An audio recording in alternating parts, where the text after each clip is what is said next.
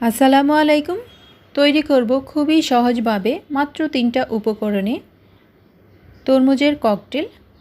আমি এখানে তরমুজ ছোট ছোট করে কেটে 4 কাপ নিয়েছি। তো ব্লেন্ড করে নেব। এজন্য ব্লেন্ডারের জারে দিয়ে দেব। সাথে দিয়ে দেব 1/3 কাপ লেবুর রস, 1/3 কাপ চিনি। এবার একসাথে আমি 1 মিনিট ব্লেন্ড করে নেব। তারপর ছাঁকনি দিয়ে ছেঁকে নেব। আমার চ্যানেলে আরও জুসের রেসিপি আছে, মজার মজার স্মুদির রেসিপিও আছে। যদি কারো লাগে ডেসক্রিপশন বক্সে লিংক দেওয়া থাকবে, দেখে নিতে পারেন। আমার সবটুকু জুস ছাঁকা হয়ে গেছে। এই তলানিটুকু আমি ফেলে দেব। জুসটা খুবই লাইট হবে, খেতে ভীষণ মজা হবে। এবার এর মধ্যে আমি কয়েকটা পুদিনা পাতা হাত দিয়ে এভাবে চটকে দিয়ে দেব। হালকা ফ্লেভার বের হবে, তরমুজের ফ্লেভারটাও থাকবে, আবার হালকা পুদিনার ফ্লেভারও আসবে। এবার আমি জগে ঢেলে নিলাম।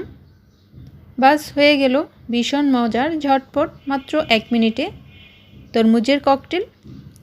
এবার পরিবেশন গ্লাসে বরফ দিয়ে পুদিনা পাতা দিয়ে উপরে জুসটা ঢেলে দেব, আর উপরে দিয়ে দেব পুদিনা পাতা। দেখতে আরও সুন্দর লাগবে, আর দেখতে সুন্দর লাগলে খাওয়ার আকর্ষণটাও বেড়ে যায়। এবার পাইপ দিয়ে চুমুকে চুমুকে তৃপ্তি পান, একেবারে আপনার মন তৃপ্তিতে ভরে যাবে। এই গরমে ঠান্ডা ঠান্ডা জুস খেতে বেশ ভালো লাগে। তো সবাই অনেক ভালো থাকবেন, কেমন লাগলো জানাবেন। পরবর্তী রেসিপি দেখার আমন্ত্রণ রইল। সবাই অনেক ভালো থাকবেন। এতক্ষণ সাথে থাকার জন্য ধন্যবাদ। আল্লাহ হাফেজ।